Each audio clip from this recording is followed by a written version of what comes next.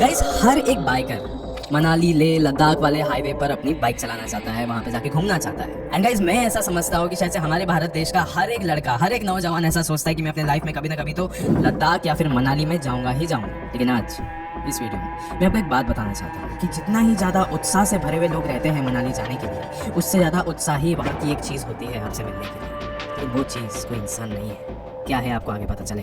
Guys ये एक ऐसा टॉपिक है ना कि इस टॉपिक पर वीडियो बनाने से पहले मैं खुद बहुत ज़्यादा घबराया हुआ हूँ, क्योंकि ये कहानी बहुत ही ज़्यादा डरावनी है। एंड गाइज ये जो बात है ये कोई मैं फिक्शनल बना के नहीं कह रहा हूँ। आपको बहुत सारे इंटरनेट आर्टिकल्स, ब्लॉग्स, यूट्यूब पे वीडियोस मिलेंगे। मतलब टूरिस्ट के बीच में ये कहानी बहुत ही ज़्यादा फैली हुई है। एंड गाइज इस कहानी का जो सबसे ज़्यादा पेचीदा पॉइंट है मन में वो क्या है कि वहाँ पे जो पैरानॉर्मल एंटिटी है, वहाँ पे जो आत्मा है, उससे लोग सिर्फ डरते ही नहीं है, बल्कि उस जगह पे उस इलाके पर उसकी एक मंदिर भी है। अब ये सब कुछ क्यों है, वहाँ पे उसकी पूजा क्यों करी जाती है, लोग ये सारी चीज़ें क्यों करते हैं, क्या है वो आत्मा, एंड क्या हुआ था ये हादसा, वो पता चलेगा आपको आज इस वीडियो में। अब ये वीडियो शुरू करने से पहले ऐसे ही और horror, mysterious and historical videos देखने के लिए सब्सक्राइब कर दीजिए इस चैनल को। अब ये कहानी शुरू होती है। गाइस आज की ये कहानी होने वाली है मनाली और लद्दाख के बीच के एक इलाके के बारे में जिसका नाम है गाटा लूप्स। ये जो नाम है ना, ये सुनने में यूनिक है, ये जगह भी बहुत ज़्यादा यूनिक है। वो कैसे आपको आगे पता चले। ये कहानी है पराग और उसके कुछ दोस्तों की, जो हाल ही में मनाली और लद्दाख जाने का प्लान आउट कर रहे थे। एंड रिसेंटली सब लोग एकदम फुल सेट हो चुके थे जाने के लिए, माँ बाप मान गए थे, एवरीथिंग वाज सेट। अभी उसमें से कुछ लोगों को ना थोड़ा सा ऐसा कंफ्यूजन हो रहा था कि जाएंगे कैसे वहाँ पे, क्या हम लोग फ्लाइट से जाए लद्दाख में या फिर हम लोग यहीं से बाइकिंग करते हुए जाए और वहाँ पे जाके भी बाइकिंग करेंगे ना। तो उसी वक्त पराग का एक दोस्त है मुकुल। तो मुकुल ने क्या कहा कि गाइस हम सब लोग बाइकर्स हैं, लेकिन थोड़ा सेंस बना, यहाँ से जाने के बाद हम लोग बहुत ज़्यादा थक जाएंगे, सो इट्स बेटर कि हम लोग लद्दाख सीधा जाते हैं फ्लाइट से, एंड उतरने के बाद वहाँ से हम लोग बाइक्स को रेंट कर लेंगे। एंड फिर सब ने अपनी अपनी हाँ कह रही थी इस चीज़ पर, एंड सबने बोले कि चलो ठीक है, this is the plan. And इसके बाद सब लोग रवाना हो लद्दाख।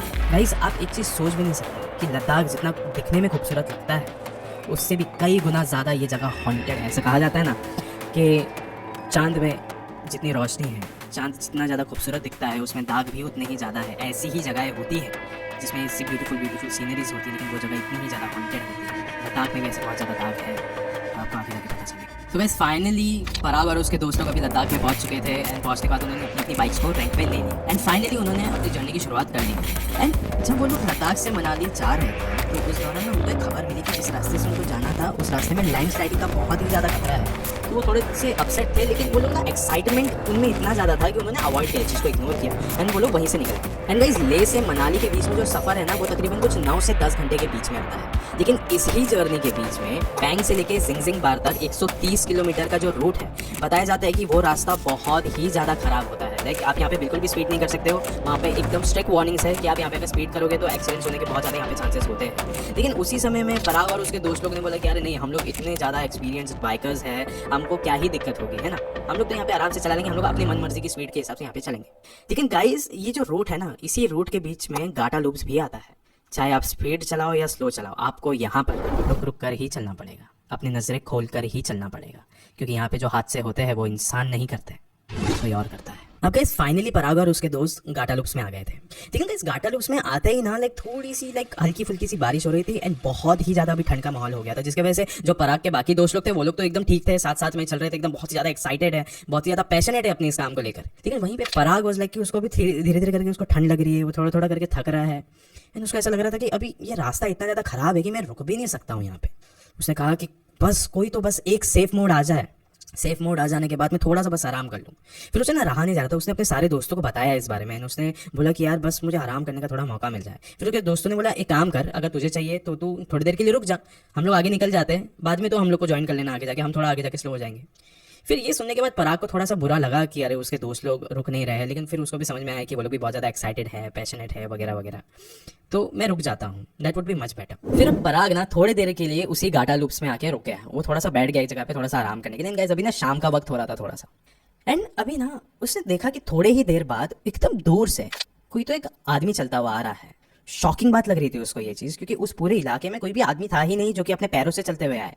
ये एक ऐसा इलाका था जहाँ पे लोग गाड़ी और ट्रक्स और बाइक से ही घूमते हैं, बाइक से भी बहुत रेयरली गाटा लूप्स में, एंड बाइक्स तो मतलब बिल्कुल थी ही नहीं, जैसे कि उसको कोई एक इंसान दिख जाए बस, नहीं, सिर्फ गाड़ियाँ और ट्रक्स चल रही थी वहाँ पे। लेकिन ये एक अकेला आदमी वहाँ पे चल रहा था। शॉकिंग।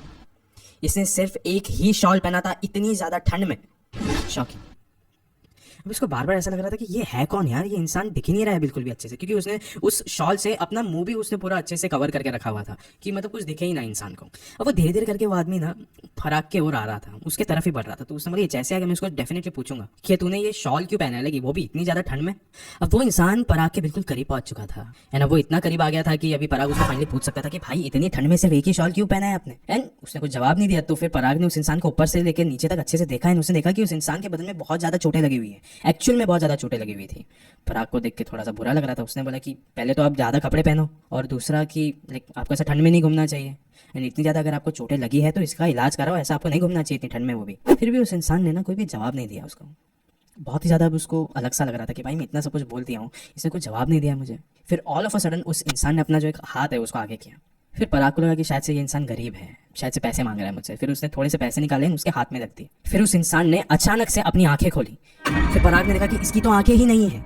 वो उसके आंखों में देख सकता था कि उसके आंखों में कुछ भी नहीं है सिवाय अंधेरे के, सिर्फ और सिर्फ अंधेरे का साया छाया हुआ है उसके अंदर। एंड गाइस जैसे ही पराग ने वो देखा उसी वक्त उस इंसान का जो शॉल था जो उसके पूरे बदन पे घिरा हुआ था वो भी पूरा नीचे गिर गया एंड उसने देखा कि इस इंसान का कोई बदन ही नहीं है, सिर्फ और सिर्फ कंकाल है, स्केलेटन। पराग ने अभी जल्दी से अपनी बाइक को लिया एंड वो वहां से भाग निकला, तेजी से भाग निकला। लाइक उसको अपनी नजरों पर यकीन नहीं हो रहा था कि यकीनन उसने एक इंसान को देखा है या एक शैतान को देखा है।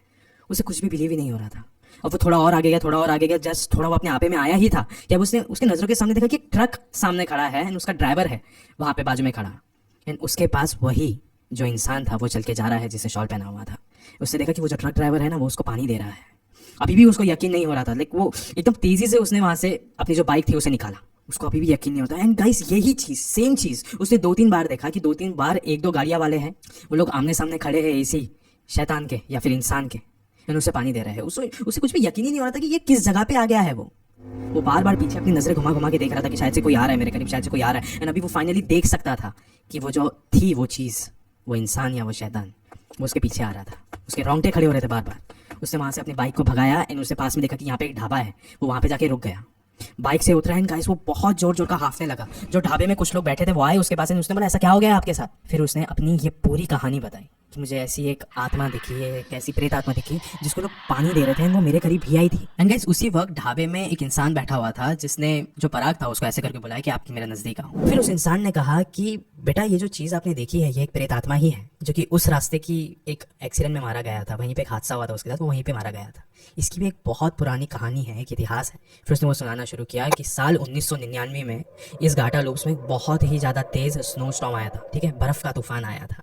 एंड उसके बीच में एक ट्रक ड्राइवर जो कि बहुत टाइम से निकला हुआ था, उसको एक जगह पे डिलीवरी पहुंचानी थी अपने सामान की, रॉ मटेरियल्स की, वो जा रहा था वहाँ से। उसने सोचा कि कितना भी बर्फ़ का तूफान हो मुझे फ़र्क नहीं पड़ता, मुझे अपना ये सामान को डिलीवर करना है। एंड उसी वक्त उसको पता नहीं था कि घाटा लूप्स में बहुत ही ज़्यादा स्टक हो जाने वाला है वो। तो उसकी जो ट्रक थी वो घाटा लूप्स में आके अटक गई। अटकने के बाद उसने देखा कि ना अभी ट्रक आगे जा रही है ना पीछे आ रही है, क्योंकि बर्फ़ ने एकदम जाम करके रखा है।